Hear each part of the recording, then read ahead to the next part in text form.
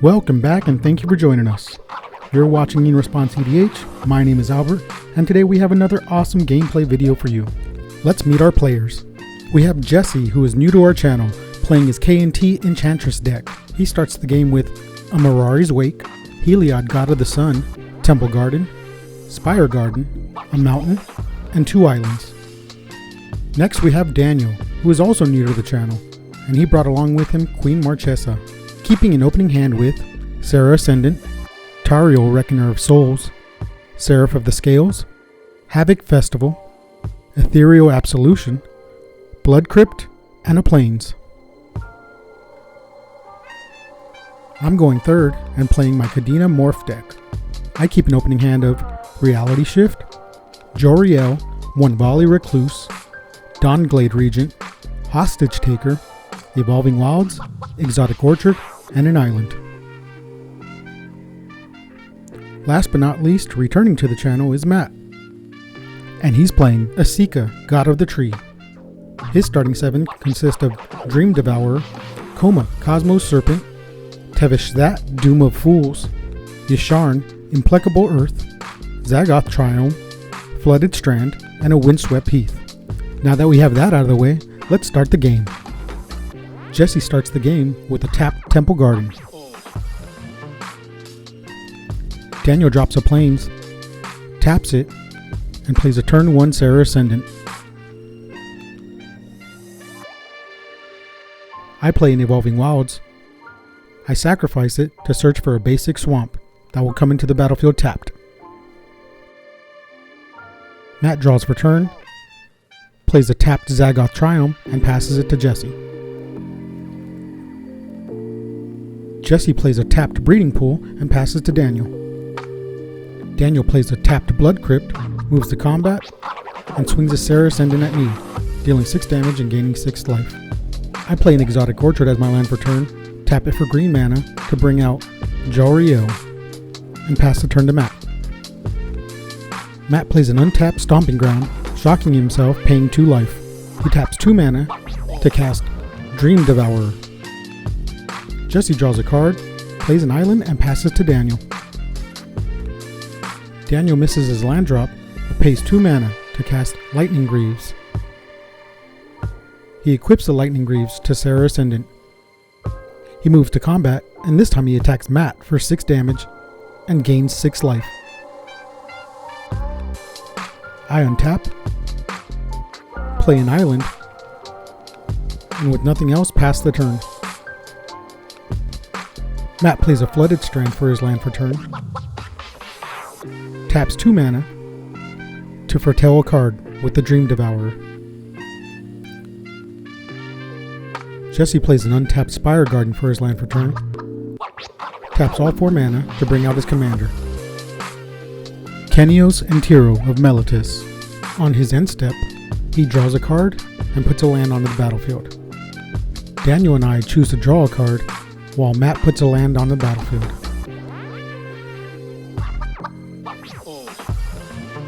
Daniel starts his turn off by missing a land drop again. He moves into combat, and this time swings a Serra Ascendant at Jesse, dealing 6 damage and gaining another 6 life. He ends his turn by discarding a card and passing to me. I draw a card and play a Flooded Grove as my 4th land of the game. I tap all 4 mana to cast my commander, Kadena, Slinking Sorcerer. Kadena's ability allows me to play 1 face-down creature for free each turn and draw a card, each time I play a morph creature. I cast my first morph creature for the game, triggering Kadena, drawing a card, and since it's my 2nd card drawn for the turn, Joriel will trigger, making me a 2/2 cat token. After that, I pass the turn to Matt. On my end step, Matt pays 2 life to crack both fetches, searching up an Indotha Triome and a Hallowed Fountain to the battlefield. He untaps, draws a card, and starts his turn by playing a Mana Confluence.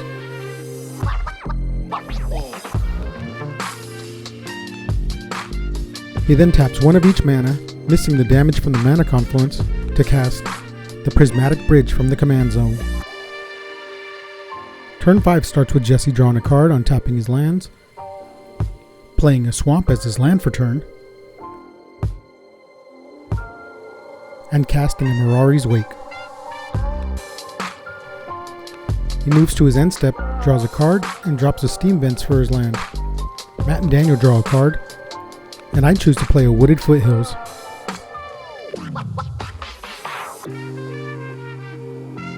Daniel draws for turn, finds a mountain and plays it, moves into combat. Matt tries to convince Daniel not to hit him with the Sarah Ascendant, but it falls on deaf ears and Daniel hits him anyways, dropping Matt's life total to 24 and bringing Daniel's up to 64. On Daniel's end step, I crack my Wooded Foothills, paying 1 life, to search up a Zagoth Triumph to the battlefield. Before Daniel's turn ends, he decides to shoot off a Crackling Doom, making us each sacrifice our strongest creatures, and each opponent will take 2 damage.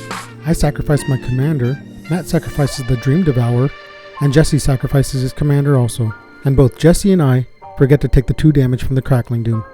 I untap all my lands, draw a card, put down a command tower as my land for turn, and pay 6 mana to cast my commander again. I cast another Morph for free with Kadena, draw a card, and trigger Joriel again, making another 2/2 cat.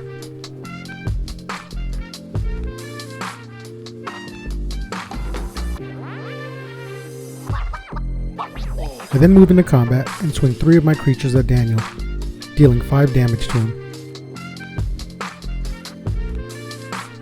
Daniel has no blockers and takes it down to 59. I then pass the turn to Matt. On Matt's upkeep, the Prismatic Bridge will trigger, allowing him to reveal cards from the top of his library until he hits a creature or planeswalker.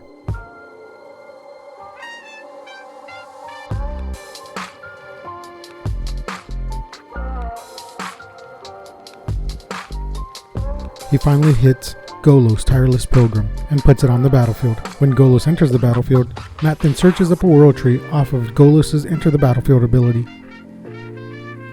He then plays a Fabled Passage and cracks it, and goes searching for a basic land. But did I really not put basics in this deck? Don't tell me that. I don't think I put basics in this deck. Awesome if you didn't. He did in fact forget to put basics in his deck. You may ask why, but we'll get to that later. Matt taps 3 mana to play with Vile Smasher the Fierce. He then taps 2 mana to cast In Search of Greatness. He does remember a little while later to take the damage from the mana confluence. Matt passes to Jesse, and Jesse draws a card. Jesse taps 2 lands for 4 mana thanks to the Mirari's Wake to cast an Eidolon of Blossoms.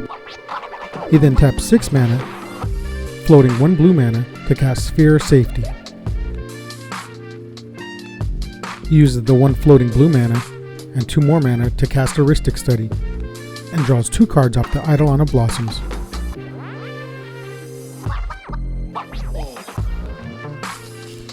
Daniel untaps, draws a card,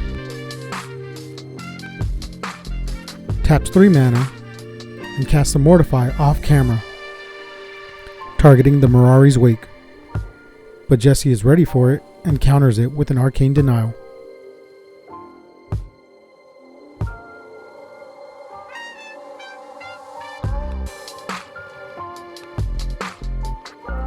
I start my turn by drawing a card,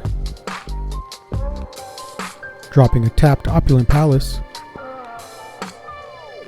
and tap 6 mana to play a Casualties of War.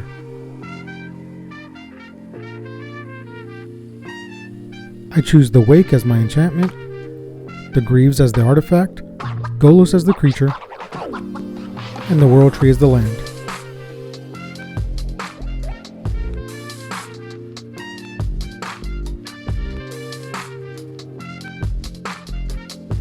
I then move to combat, swinging my commander at Matt, and my 2 cats at Daniel, somehow forgetting he has a 6/6 Sarah Ascendant. Matt takes 3 commander damage, and Daniel nets 4 life. On Matt's upkeep, the Prismatic Bridge will trigger, revealing a Breeding Pool, Farseek, and Perforos, God of the Forge, which he'll put on the battlefield. He then triggers his In Search of Greatness, scries 1 card to the bottom of his library. He taps 5 mana to play Tevish Sat, Doom of Fools. Jesse kindly reminds Matt of the Vial Smasher trigger and the Rhystic Study. Matt can't pay the 1, allowing Jesse to draw a card. And Matt rolls a d6 to see who takes the Vial Smasher damage. Jesse loses the die roll and takes 5 damage. Matt then uses Tevish Sat's +2 ability to create 2 0/1 throws, triggering his Perforos, dealing 4 damage to each opponent, except for me since I was off camera doing something else. Jesse starts turn 7 by playing a forest, and casts a Dryad of the Elysian Grove, which allows him to drop another land, Mikukoro, Center of the Sea. He taps 3 more mana to cast Estrid's Invocation. As it enters the battlefield, he makes a copy of the Dryad. He then draws 2 cards off the Eidolon of Blossoms. He doesn't stop there though. He taps 2 more mana to cast a Greater Oromancy, giving all his other enchantments Shroud. With his last mana, he casts Alseid of Life's Bounty and draws 2 more cards thanks to the Eidolon. He finds another land and plays it for his 3rd land drop. After that, he passes the turn.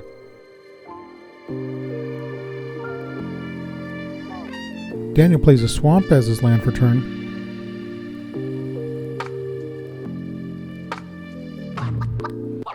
He taps 3 mana to play a Chromatic Lantern.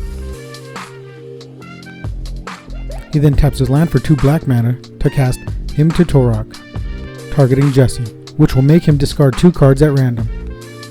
Daniel can't pay for the Rhystic Study triggers and lets Jesse draw 2 cards. Jesse, being the nice fellow that he is, allows Daniel to choose the 2 cards at random for him to discard. After that, Daniel ends his turn and passes it to me. I drop another swamp on the battlefield. I cast another morph and draw another card off of Kadena. Since I drew another card, I make another 2/2 off of Joriel. I pay 1 and a green to flip one of my morph creatures up, Nantuko Vigilante. When it's flipped face up, I get to destroy a target artifact or enchantment. I target the Greater Oromancy, since it's the only one I can target, but Jesse pays 1 mana and sacrifices the Life's Bounty to give Greater Oromancy protection from green. I then cast a Hostage Taker for 4 mana and choose to take Matt's Vial Smasher, but not paying the 1 for the Rhystic Study. I can't do anything else, so I pass the turn to Matt. On Matt's upkeep, Prismatic Bridge will trigger, and he reveals a Mana Crypt, Rampant Growth, Forbidden Orchard, and finally Kenrith the Returned King, who he puts on the battlefield. And we each take 2 damage from the Perforos, seeing a creature enter the battlefield. He activates his Planeswalker's +1 ability to sacrifice a throw and draw 2 cards. He taps 3 mana to cast a Feyburrow Elder, and each of us takes 2 more damage from the Perforos. Matt taps the Mana Confluence for red mana, dealing 1 damage to himself, to give all his creatures haste and trample with Kenrith. This allows him to tap Feyburrow Elder for 5 mana, which he uses 4 of it to cast his Foretell spell, Kodama of the East Tree. He then pays 2 mana, using one of the floating mana from Feyburrow Elder to cast Quain, Itinerant Meddler.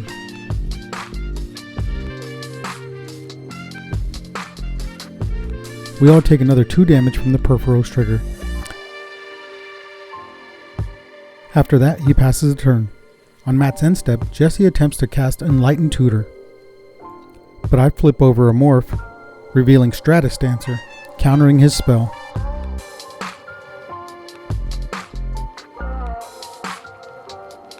On Jesse's upkeep, he has Estrid's Invocation become a copy of the Dryad once again. He follows that up by casting Eternal Witness for 3 mana, targeting the Enlightened Tutor in his graveyard, and recasting the Enlightened Tutor.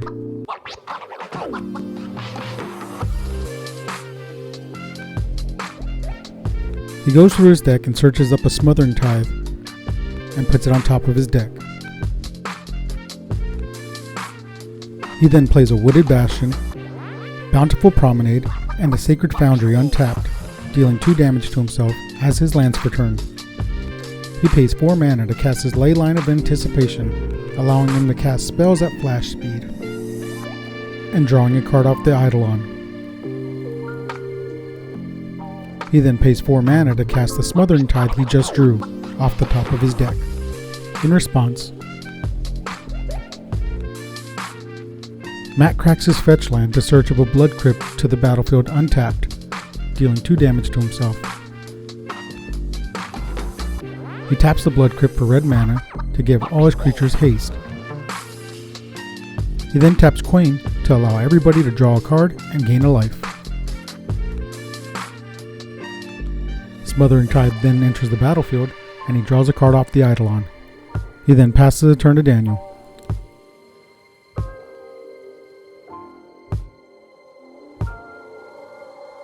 Daniel draws a card.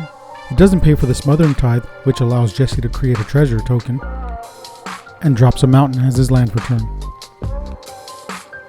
And pays 6 mana to cast Ethereal Absolution, giving all creatures he controls +1/+1, and all creatures he doesn't control -1/-1. This kills off Jesse's Eternal Witness and Matt's remaining Thrall.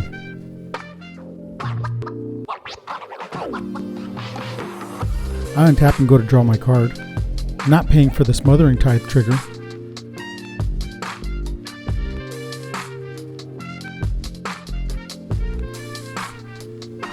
Jesse pays 4 mana to cast Armageddon at instant speed.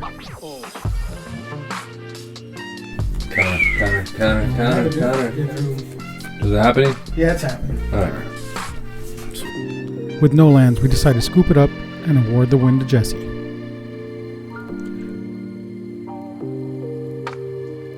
Congrats to Jesse on the win. Mass land destruction may not be everyone's cup of tea and frowned upon in most play groups, but it is legal and an effective strategy. We did decide to just scoop it up and move on to the next game because there was no way we were going to be able to deal with the value engine Jesse had set up. Once the ball got rolling on Jesse's side of the field, he really was able to put a stranglehold on the game, and then the Armageddon just sucked the rest of the life out of us. Daniel wasn't able to bounce back from the early mana troubles he had. He was able to do some heavy damage with the Serra Ascendant early on, but he just couldn't string together any spells to build up his board state any further or deal with Jesse's. My deck was doing its thing, playing morphs, drawing cards, making cats, and doing my best to slow down everybody else. Unfortunately, it wasn't enough. The sphere safety kept me from pressuring Jesse the entire game. I really did want to target it with the Casualties of War, but I knew the Mirari's Wake was a bigger threat. Anyways, I really like playing this deck. I love the morph mechanic, I love playing soul tie decks, and it's super fun. You'll definitely see me play this deck again in future videos. Matt is a deck brewer through and through. Unfortunately, he built this deck last minute and somehow forgot the basic lands. Regardless, this deck is strong as he had success with it throughout the night we filmed this episode. But in this game, he really didn't do anything to help deal with Jesse or make a huge impact. Well, there you have it, folks. Episode 7 is in the bag. We hope you enjoyed the video. If you did, please like, share, and subscribe. Don't forget to follow us on our social medias and on Twitch, where we will now be streaming on Saturdays at 7 p.m. Pacific Standard Time. Thank you everyone for your support. Have an awesome day.